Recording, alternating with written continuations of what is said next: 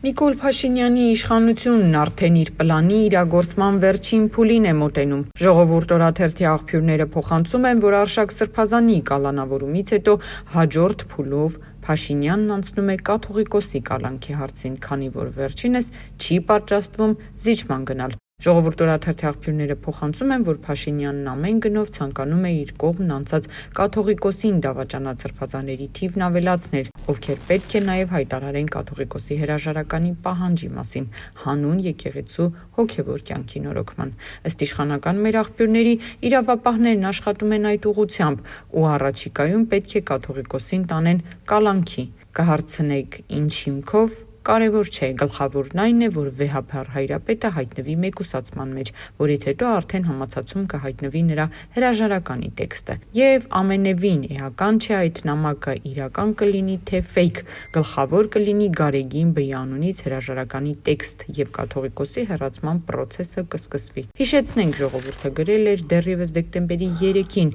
որ իշխանությունը հետ չի կանգնում կաթողիկոսին հեռացնելու իր նպատակից